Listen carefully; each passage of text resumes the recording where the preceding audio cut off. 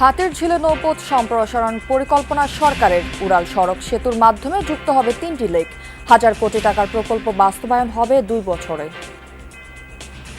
লেকের দুই পাশ দিয়েই আমরা ওয়াকওয়ে না, আমরা রাস্তা তৈরি করতে পারি কিনা, তাহলে হলো কি এটা লেকওয়ে ড্রাইভ হয়ে গেল, তাহলে কিন্তু এই মেইন রোডের ডাইভারশনটা ওইদিকে চলে যাবে। সঙ্গে পররাষ্ট্র প্রতিমন্ত্রী মানবিক শান্তি ও উন্নয়ন কার্যক্রমের সমন্বয়ের দাবি। রোহিঙ্গা প্রত্যাবাসনে জোরালো পদক্ষেপের আহ্বান। Highlights the need for equitable burden sharing, sustained global support, and ensuring early repatriation of Rohingyas to Myanmar. রাশিয়ার রাজধানী লক্ষ্য করে বড় ধরনের ড্রোন হামলা ইউক্রেনের। ক্ষতিগ্রস্ত দক্ষিণ পূর্বাঞ্চলীয় কাপোতনিয়া তেল পরিশোধনাগার। হামলার জেরে বিষাক্ত বৃষ্টি।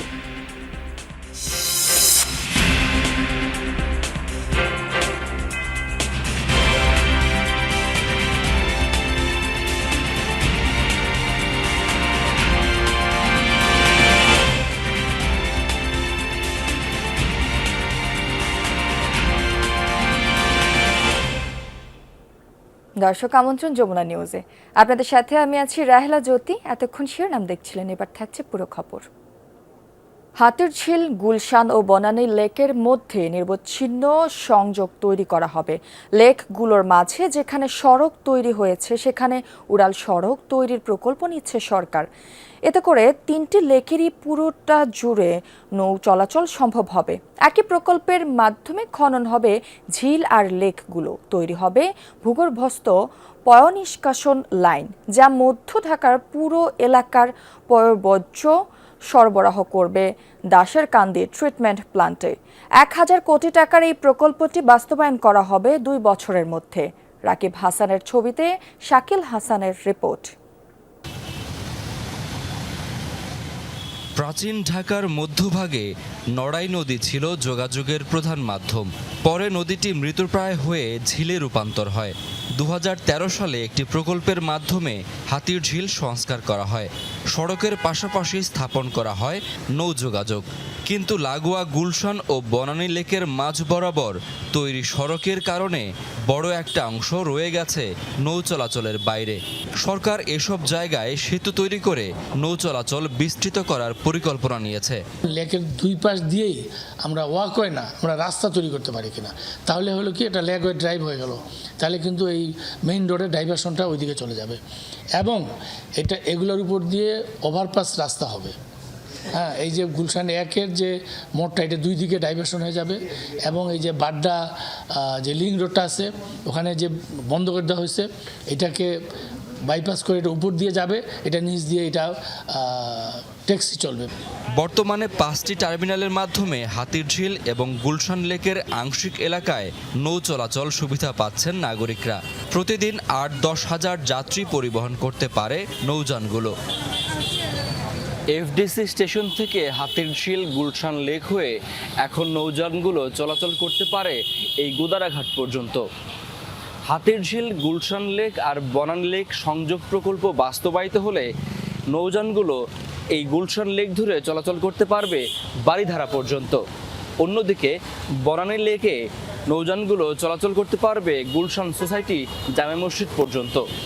হাতির ঝিলে এখনও আশেপাশের এলাকার পয়ঃবর্জ্য ফেলা হয়। এতে দূষিত হচ্ছে ঝিলের পানি।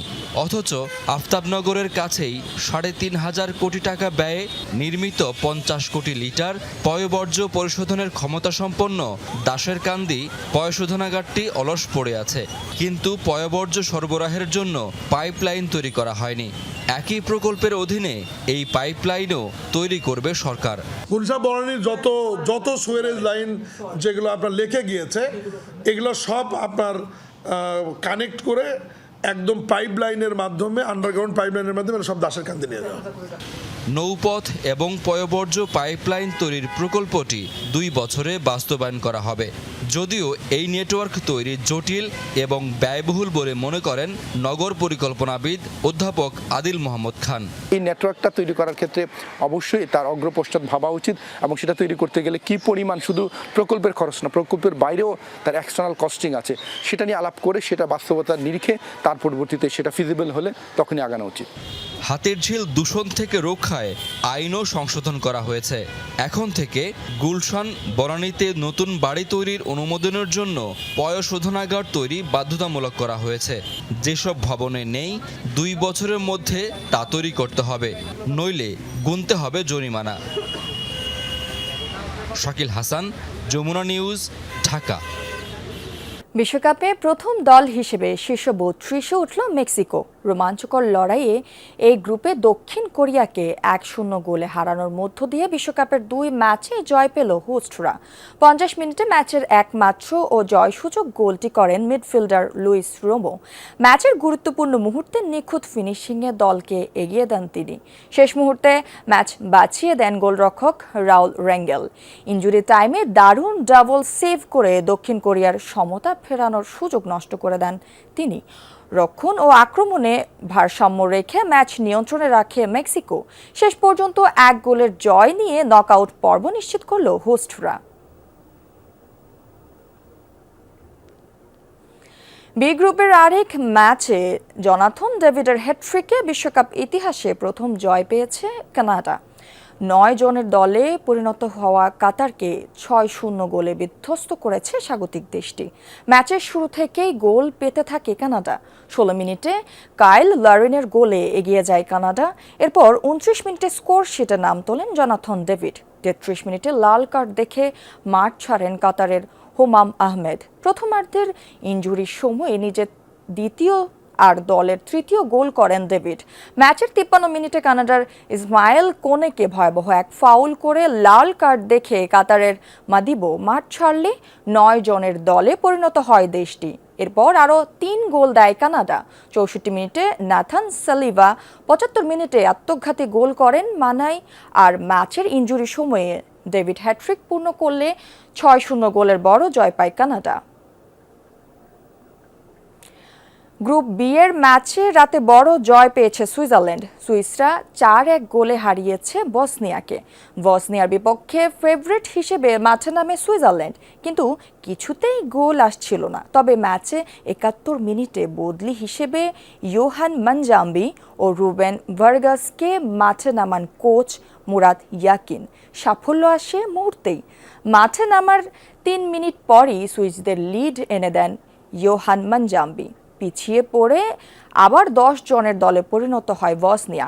80 মিনিটে লাল কার্ড দেখে মাঠ ছাড়েন তারিক মোহারেমোভিচ। সুযোগটা কাজে লাগায় সুইজারল্যান্ড। 84 মিনিটে দলকে 2-0 এগিয়ে দেন ভার্গাস। 90 মিনিটে দলের তৃতীয় গোল করেন মানজাম্বি। ম্যাচের ইনজুরির সময়ে হয়েছে আরও 2 গোল। বসনিয়ার হয়ে 1 গোল করেন এরমিন মাকিম, আর পেনাল্টি থেকে জাকা চতুর্থ গোল করেন সুইসের হয়ে। বিশ্বকাপে প্রথম জয়ের দেখা পেতে কাল হাইতির বিপক্ষে মাঠে নামবে ব্রাজিল। অনুশীলনে ফিরলেও এই ম্যাচেও খেলা হবে না নেইমারের। একাদশে বেশ কিছু পরিবর্তন আনতে পারেন কার্লো আনচেলত্তি। বিপরীতে গ্রুপের তলানিতে থাকা হাইতি কাউন্টার অ্যাটাকে চমক দেওয়ার অপেক্ষায়। ফিলাডেলফিয়ার ম্যাচ শুরু হবে বাংলাদেশ সময় ভোর 6:30টায়। যুক্তরাষ্ট্র থেকে আরও জানাচ্ছেন সহকর্মী মুজনিবিন তারেক।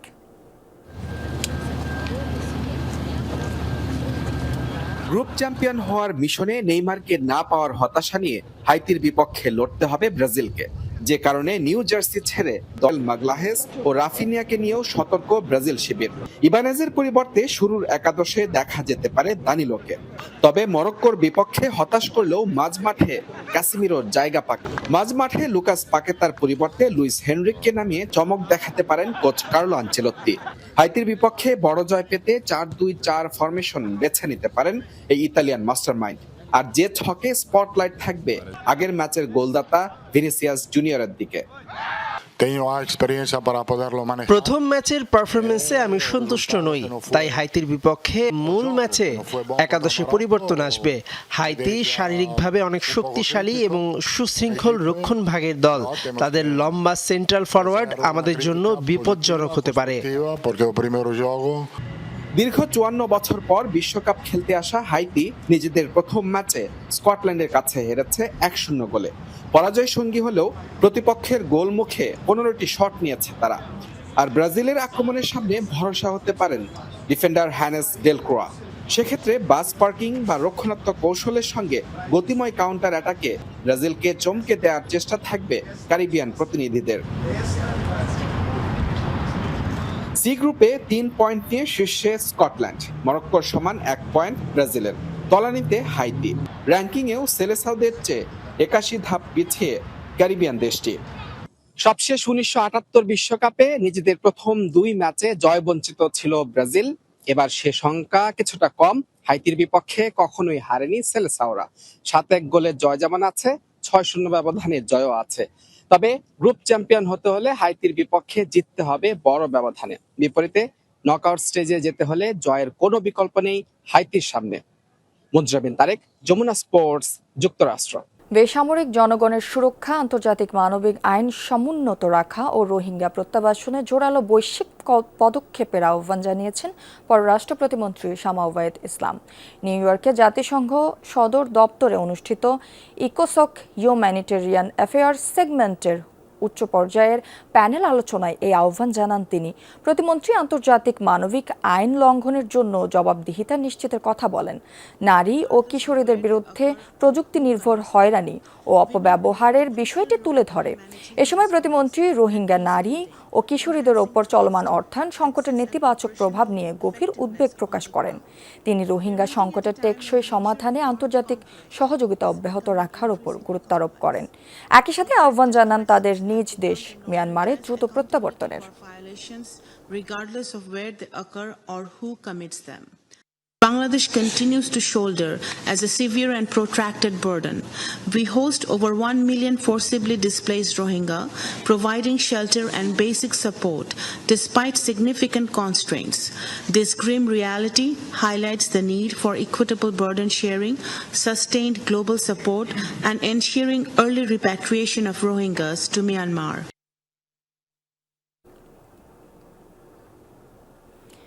শেরপুরে শ্বশুর বাড়িতে মেয়ে জামাইকে গাছের সাথে শিকল দিয়ে বেঁধে নির্যাতনের ভিডিও ভাইরাল সামাজিক যোগাযোগ মাধ্যমে। বৃহস্পতিবার বিকেলে নালিতাবাড়ি উপজেলার বাদলাকুড়া গ্রামে এই ঘটনা ঘটে। ভুক্তভোগী সোহরাব হোসেনের দাবি, 17 বছর প্রবাসে থাকাকালীন জমি কেনার জন্য বিভিন্ন সময় শ্বশুর মোহর উদ্দিনকে মোট 6 লাখ টাকা ধার দেন। পাওনা টাকা চাইতে গেলে কথা কাটাকাটির এক পর্যায়ে হাতাহাতি হয় তাদের মধ্যে। পরে মেয়ে জামাইকে গাছের সাথে শিকল দিয়ে বেঁধে মারধর করে শ্বশুর বাড়ির লোকজন। অন্যদিকে শ্বশুর মোহর উদ্দিনের অভিযোগ, মেয়েকে নির্যাতন ও অনৈতিক কর্মকাণ্ডের কারণে সোহরাবকে বেঁধে রাখা হয়। খবর পেয়ে ঘটনাস্থলে গিয়ে পুলিশ তাকে উদ্ধার করে হাসপাতালে ভর্তি করে। আটক করে একজনকে। আহত শ্বশুর শাশুড়িও হাসপাতালে গিয়ে চিকিৎসা নেন। এদিকে এই ঘটনায় সোহরাবের স্ত্রী, মা বাবা সহ অভিযুক্তদের নামে থানায় অভিযোগ করেছেন। আইনগত ব্যবস্থা নেওয়ার কথা জানিয়েছে পুলিশ। চট্টগ্রামে মাত্র আধা ঘন্টার বৃষ্টিতে ডুবে গেছে নগরীর নিচু এলাকা। ভোগান্তিতে পড়েছেন খেটে খাওয়া মানুষ। এ বিষয়ে আরো জানাতে যুক্ত হচ্ছেন সহকর্মী জুবাইর রিফাত। রিফাত, এখনই কি বৃষ্টি হচ্ছে? অনেক এলাকায় তো পানি জমেছে, কি অবস্থা দেখতে পাচ্ছেন সেখানে একটু জানাবেন। জ্যোতি, গত 20 মিনিট ধরে কিন্তু যেই টানা বৃষ্টিপাত ছিল, ভারী বৃষ্টিপাত ছিল, সেটি কিন্তু আসলে থেমেছে। আবহাওয়া অধিদপ্তরের যে তথ্য সেটি একটু আপনাকে আগে জানিয়ে রাখি। আবহাওয়া অধিদপ্তরের তথ্য মতে কিন্তু যে মৌসুমি বায়ু বর্ষার সেটি কিন্তু আসলে সেট হয়ে গিয়েছে তাদের তথ্য মতে, এবং তারা যেটি বলছে চট্টগ্রামে আজকে সারাদিনই কিন্তু আসলে বৃষ্টিপাত হবে, এবং সকালে এটি একেবারে মুষলধারে বৃষ্টি ছিল। ফলে যেটি হয়েছে আজকে একটু আমরা ভিন্ন চিত্র দেখেছি। চট্টগ্রামে অন্যান্য সময় আমরা যেটি দেখি যে ভারী বৃষ্টিপাত, মাঝারি বৃষ্টিপাত বা হালকা বৃষ্টিপাত, সেটির ফলে কিন্তু চট্টগ্রামের নির্দিষ্ট কয়েকটি এলাকায় কিন্তু আমরা জলজট হতে দেখি।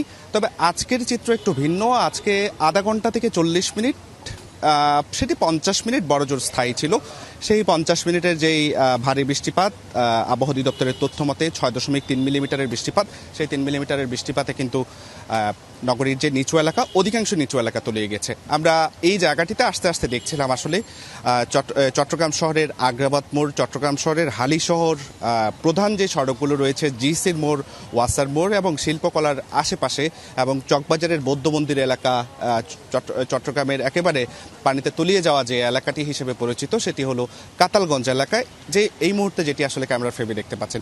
এই জায়গায় আমরা অসংখ্য মানুষের সাথে কথা বলেছি, স্থানীয় যারা রয়েছেন তারা যেটি বলছেন যে এই জায়গাটিকে আসলে পানি থেকে মুক্ত করার জন্য, অর্থাৎ এই যে জলজট, সেই জলজট থেকে আসলে মানুষকে স্থায়ীভাবে মুক্তি দেওয়ার জন্য সংশ্লিষ্ট যে প্রশাসন তাদের আসলে তেমন কোনো উদ্যোগ নেই। অন্যদিকে আমরা দেখেছি চট্টগ্রাম সিটি কর্পোরেশন, চট্টগ্রাম উন্নয়ন কর্তৃপক্ষ, চট্টগ্রাম পানি উন্নয়ন বোর্ড, এই 3 সংস্থা মিলে কিন্তু চট্টগ্রামে দীর্ঘ বছর ধরে কিন্তু আমরা দেখেছি প্রায় 14,000 কোটি টাকার আসলে জলাবদ্ধতা নিরসন প্রকল্প চলমান রয়েছে। এবং নতুন যে খবর সেটি হলো চট্টগ্রাম সিটি কর্পোরেশনে কিন্তু নতুন একটি ডিপিপি প্রণয়ন করছে, নতুন একটি প্রকল্প আনার চেষ্টা করছে কিভাবে আসলে চট্টগ্রামবাসীকে জলাবদ্ধতা থেকে আসলে স্থায়ীভাবে মুক্তি দেওয়া যায়, সেই কাজটি তারা করছে। আর এই যে বৃষ্টিপাত এবং রিফাত, আমাদের সাথে যুক্ত হবার জন্য ধন্যবাদ আপনাকে। থামছে না হাম ও উপসর্গে মৃত্যু। গত 24 ঘন্টায় সিলেটে আরও 2 শিশুর মৃত্যু হয়েছে। এ নিয়ে হাম ও উপসর্গ নিয়ে সিলেটে মৃত্যুর সংখ্যা বেড়ে দাঁড়ালো 76 জনে। নতুন করে হাসপাতালে ভর্তি হয়েছেন 69 জন। বর্তমানে বিভিন্ন হাসপাতালে ভর্তি রোগীর সংখ্যা 261 জন।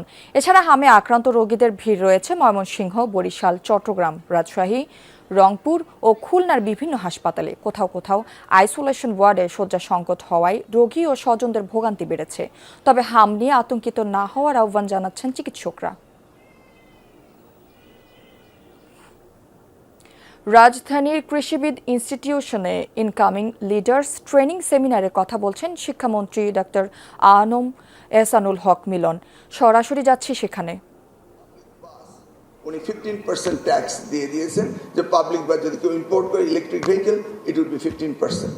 তো উনি কনভার্সন করছে ইলেকট্রিক ভেহিকেলে যেন আমরা ফসিল ফুয়েল নিয়ে আমরা আগামী দিনে কোনো প্রবলেম ফেস না করি।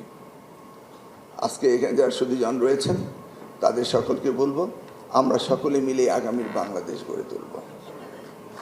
Let's do it, we can do it. যদি আদার বিশ্বের লোকেরা করতে পারে আমরা পারবো না কেন? আমরা আর পিছিয়ে থাকবো না। দুর্নীতি, জিরো টলারেন্সের দিকে যাচ্ছেন তিনি। আপনি দেখুন যখন কোথাও কোনো রকম সংবাদ আসছে সাথে সাথে তিনি ইনভেস্টিগেট করছেন, এভরিথিং তিনি অ্যাড্রেস করছেন। He is not sitting idle. এই যে আগামীকাল শনিবার সন্ধ্যায় আমরা বিকেলে ন্যাশনাল আর্মি স্টেডিয়ামে, আপনারাও আসলে খুশি হব, উনি একটি অনুষ্ঠানের প্রধান অতিথি হিসেবে যাচ্ছেন। সেটি হচ্ছে প্রাথমিক স্কুলের ক্রীড়া প্রতিযোগিতা, বালক বালিকা। 22 লক্ষ বালক বালিকা এই খেলার প্রতিযোগিতায় অংশগ্রহণ করেছে। Can you imagine?